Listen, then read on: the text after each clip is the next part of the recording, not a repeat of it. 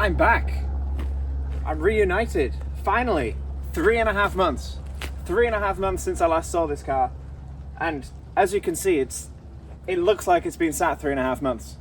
Now finally is the time to finish the trip and get this old Beamer to Alaska. All the flags have started to fade and it just looks like it's been left for 3.5 months because I've been major distracted. I'm sure you guys have seen the Ukraine videos and all the other stuff I've been up to in Europe. But the question is, will it start?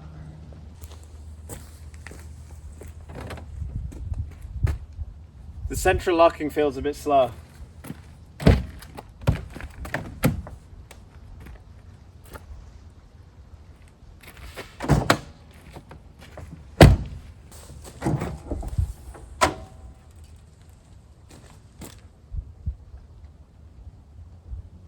Shit.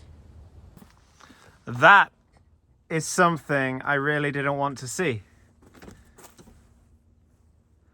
That's a mouse's nest. And as you can see, there is mouse shit everywhere. All over the engine cover is mouse shit.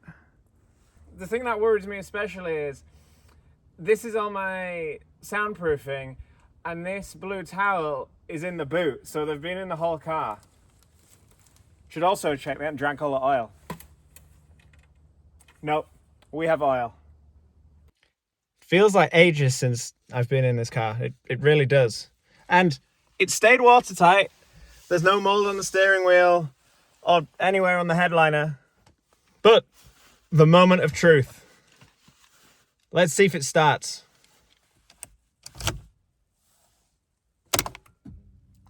I've got lights. I can hear the fuel pump priming. So here we go, everybody. Let's see if it starts.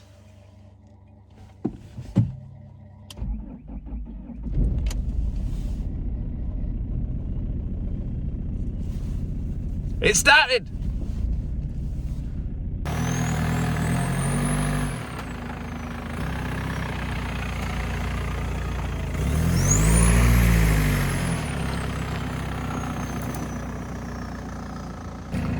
I don't believe this Bramble's an OEM part.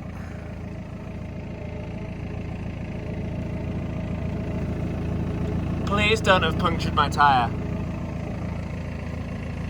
Huh. Anyway, I digress. Let's go. That night, my friend Nigel was good enough to let me stay in his family's camper van. This thing was cool. Pretty retro, from the 1980s, but newly renovated. However, in the morning, when I was packing the car ready to leave, I discovered a problem. This isn't ideal, is it? That is proper flat, everybody. I'm not even in Alaska yet, and I've got a puncture. Shit. Luckily, Nigel has absolutely everything. One way to start a vacation to Alaska, the flat tire. Uh-oh.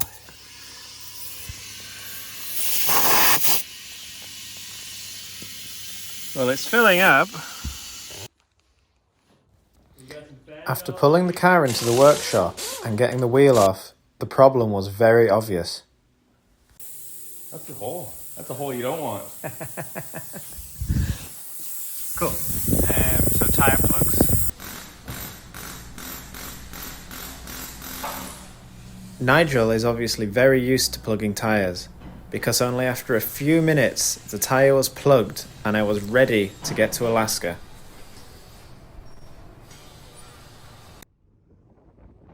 Little did I know as I boarded this boat how hard the next 5,000 miles would be on myself and the car. This puncture's sort of got me thinking. I am a bit nervous really going to Alaska because ultimately I'm by myself in a very remote place. So if anything happens, I am alone. When it comes to breakdowns and stuff, everything will just be immensely expensive because people will have to come from places to help me.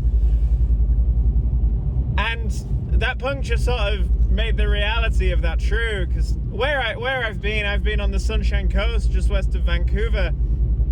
It's a very well-served place.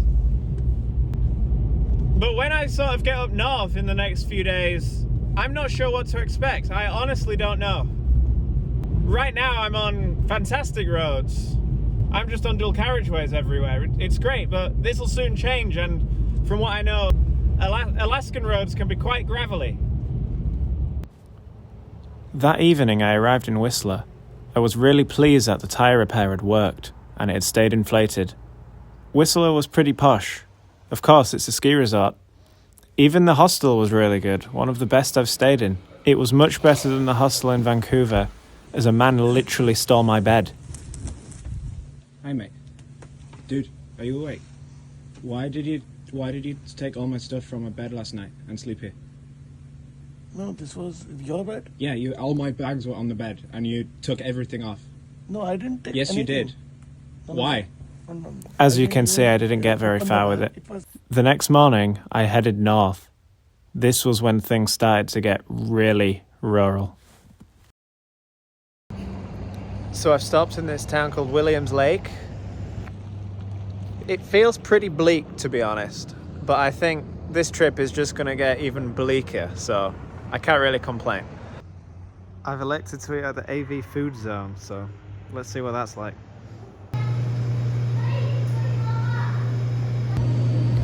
He's got a bit excited with the cheese, but it's really good. Now I've had lunch, I thought I'd show you something I now have. I have a GoPro. It's an old GoPro, but I've got these sticky mounts. So, I'm not really sure the best place to put them on the car to show you this bleak town. I suppose now I've got this GoPro and I do need to be careful, because if I allegedly get caught speeding, that could mean that I've incriminated myself. But I don't speed, I never speed. It's not like I've ever been banned from Ukraine for speeding, but that's a different story. Anyway, right now, we are heading now to Prince George. Not the Prince George you're all thinking of, Prince George, the city in northern British Columbia. It's the last city before Yukon, I believe. As I drove up through British Columbia, I was finding it more and more difficult to film, as everything sort of just looked the same. I'm not really sure what they're doing here. The roads so far have been really, really good, to be honest. But then again, we are not high up in Canada yet. We're barely halfway up British Columbia. Oh, that really doesn't look very good, does it? That looks quite an expensive breakdown, if you can call it that. Oh dear. Today's been very strange, as obviously, as you saw in all like the drone footage and stuff, everything was very beautiful and nice, but suddenly everything's just got very industrial and dirty feeling. It's strange. As I pulled into Prince George, everything just felt a bit rough. I really didn't expect this for a northern town in Canada. So I've arrived at the motel and I asked the check-in lady, is it safe? And she said, no, they have a huge problem with drugs and stuff. So, tonight could be interesting.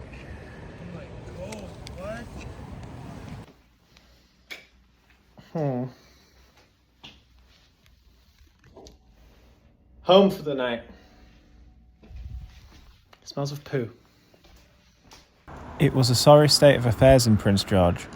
The homeless problem was epidemic. There was people on the streets everywhere. I, however, had a really good curry. But it was a bit strange as they were decorating the curry house as I sat in there eating. It's good food. I wonder what sort of drill that is. So this morning I'm leaving really early. I want to get 12 hours in today, otherwise I'm just not going to get there. It's so far. If I do 12 hours today, I only have then 18 hours the day after. It's crazy. It's crazy. This is like driving from northern England to Istanbul in Turkey. It's just crazy. It's just crazy, but it's getting a lot colder now. As you can see, it's been way below freezing overnight. Luckily, no snow yet. This is quite the challenge. Cold start on the BMW.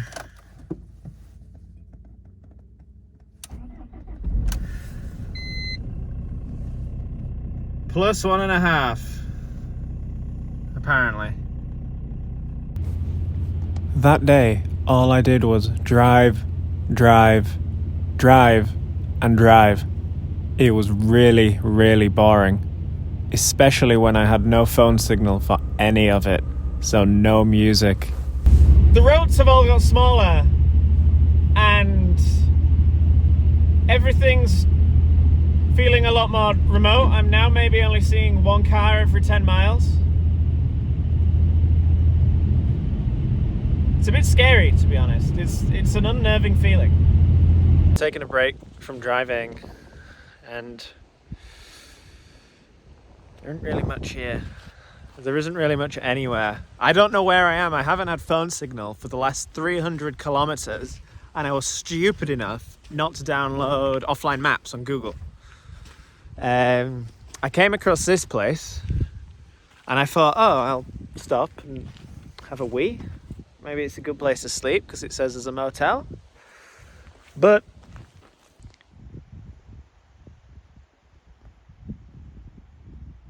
as you can see, there really isn't much here. It's definitely closed. This really isn't a nice feeling. There's just nothing. If I break down, I don't know what to do. I genuinely would not know what to do. I have no phone signal. You maybe see a car now every 20, 25 miles. It's horrible. I've never quite been anywhere like this. And it's just going to get more isolated. I don't even think I'm halfway there.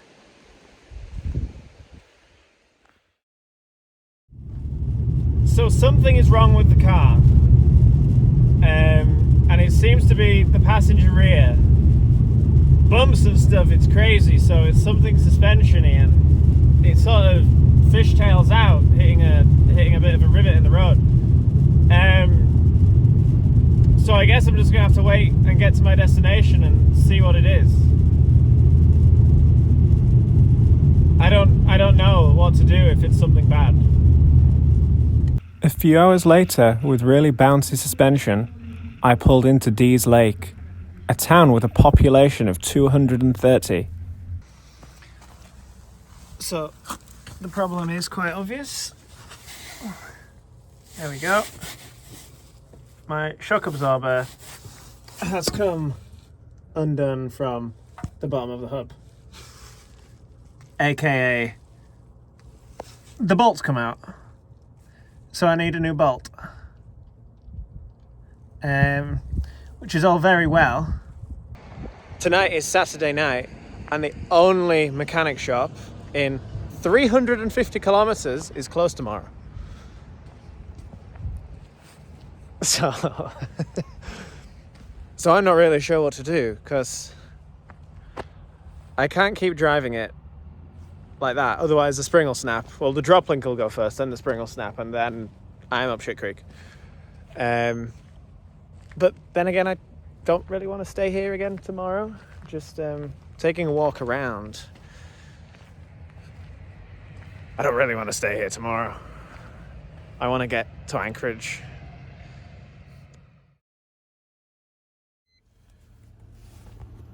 It's reading minus 20 degrees. The ground is just completely frozen. I do not know how much more this car can take.